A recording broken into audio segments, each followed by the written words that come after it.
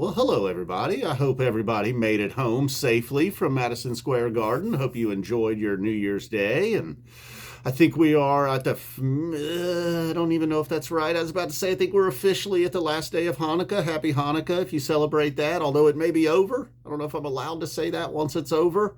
I did see someone gifted Mike a big inflatable dreidel one night. That was one of the things I forgot to mention. It's got to feel cool if you throw a gift up on stage and one of the guys grabs it and walks off with it.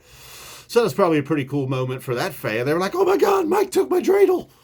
And then, so there was other things I left out as well. Like, I think I've already mentioned the Harry Hood deserved more love. And while the bathtub gin probably deserved more hate, really. I did mention, like, hey, man, as soon as they played this bathtub gin, it was like 5 seconds into the song, Trey was already thinking about Ruby Waves, and maybe it was just like they decided this was a bad decision. I mean, opening the second set with Bathtub Gin seems like a great call to me. I mean, even putting it in the 2 slot in the second set could be even greater, but I don't know what happened there. They just totally decided to abort the mission and went into Ruby Waves, and it was just as like right at the part where if Bathtub Gin's going to be cool, it was reaching that moment, and they just totally bailed on it.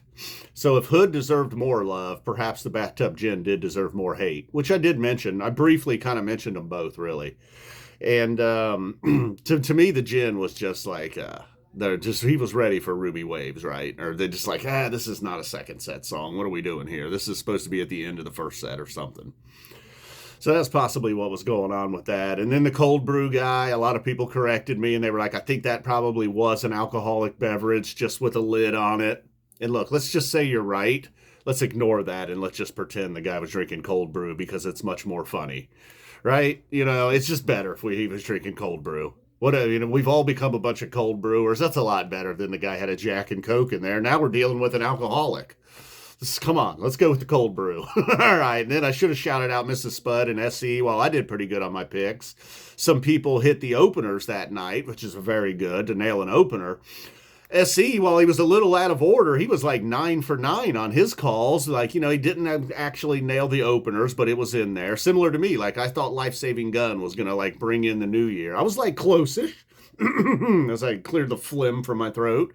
I was close, I was on the right track. And then, like, I was even saying, I believe it was night 2 or 3, I was like, I wish they would kind of lean into this Page electronic sound. Well, they leaned way too far. They went way too far into it. The Pillow Jets I thought was awesome, too. That was another thing. I think some feedback was like, I think a lot of people were just like, hey, thanks for the recap. Some people agreed. And some people made it like I just trashed the entire show. It was not the case at all. And even the whole New Year's celebration, I liked half of it. I just didn't like it when they went full electronic and started doing the vocals from just random Phish songs, man. That's just like, I just wanted to cover my ears. I was just listening to that again this morning just to be like, try this again. It's my third try. And no, the Wolfman's brother, really, man. I just wanted to just throw something. Just get this away from me, And then Trey's bedazzled shirt on New Year's Eve, that definitely deserve to mention. I mentioned the fact that they changed into those blue suits for absolutely no reason. But Trey's bedazzled shirt looked like a teenage girl's iPhone or something. And then we got some speed vocals on for a moment there in Stash. That was kind of cool. I don't know what the purpose that was. A lot of times things have slowed down. Well, we got some serious speed vocals in Stash for a moment there. Mentioned that Mike accepted the gift. Oh, yeah, night 1, man, Commander Booftar was all the rage. It felt very relevant. It came up naturally. It was funny. And then by nights 3 and 4, it was like, I'm not talking about Commander Booftar. This is all ridiculous. The world had moved on from drones and orbs at that point.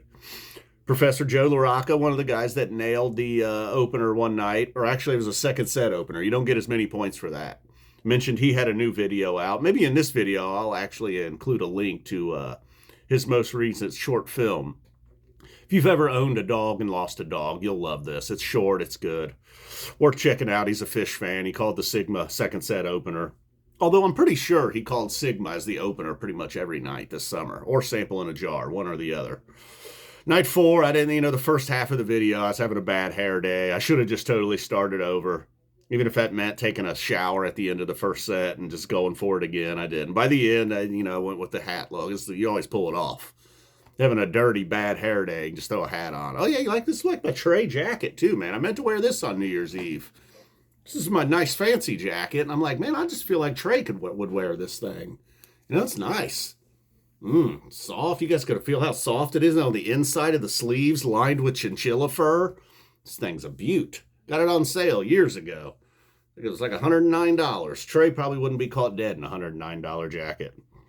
Oh, you can also check out Wook Plus, if you're wanting something more in depth. I'm just kind of flying through it, giving you a recap of what they played, some of the highlights, what I liked, hopefully getting a few laughs. I'm really going more for laughs than I am like an actual review. Sometimes I get a little carried away and I get a little too critical and I forget that I'm trying to be funny here, but it happens. So if you're looking for something maybe a little more in-depth, hearing from more voices, the Wook Plus crew here on YouTube, they're always there doing more. And, and then for the people that didn't really agree with my opinion, that's fine if you didn't agree. Like some people were like, hey, man, love the recaps, always watch your videos, but I thought the New Year's thing was awesome. I really loved that electronic EDM, techno, whatever the hell you want to call it, whatever that was. Thought Eminem put an end to that stuff years ago when he just he did a 360 on Moby. Okay, so it was a little bit homophobic, but, he pretty much put an end to techno, I thought. Now we're just calling it like EDM. Although King Gizzard still says techno. What is going on in Australia? Are they that far behind the times? It's not techno. Nobody listens to techno. All right, so the energy in the room was one that people kept hitting me with. If they disagreed with my take or thought it was a bad take or I'm like a bad fan, like a lot of times they would respond with the energy in the room. And I'm like, man, I saw them in Kansas City on a Tuesday night and the energy was high. It was New York City, New Year's Eve. You're at the Garden. Of course the energy was high. That had nothing to do with the music, really. I mean, we've established years ago they could urinate into your ears and the crowd would lap it up and love it, right? So the energy is always going to be high. So that's lame. And then other people wanted to defend it by saying, hey, you should just be happy that they're still trying new things. Well, I am. I certainly am.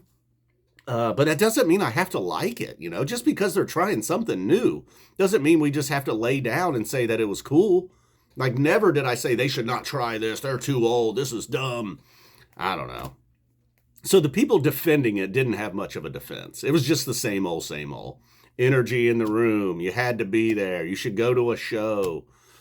I just went to a show this summer. Calm down. And then a couple last fall. I go to plenty of shows. And then I think that's it. I think that's about all I had. I waited to the end to respond to them people just because it's so annoying. And of course, I should respond to everybody that always has positive things to say. People that say thank you. C-Stone left a big super chat. I appreciate that. People just hitting me with a simple LOL. They quote the funny stuff that they like. I like all that. So that's cool too. I should definitely address all that. All the regulars that always watch. Truncated Slay and Spud, SE, all of the regulars, Mrs. Spud, John, all the members. Boom. Time to get out of here.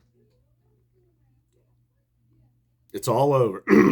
Although 2024 is not over, I will go back through and be like, what are my favorite songs of the year? What were the 10 best things they laid down on stage this year? Will the Deer Creek Soul Planet make the list? Maybe I'll just exclude the ones that I was at. All right, guys, boom, we're out of here. I've went too long. Thank you once again for watching. I just feel like it's always a long goodbye. I feel like Phish playing Slave to the Traffic Light on a good night. We don't want to leave. I'll come back with a really useless encore, though. Don't worry. Go Bucks!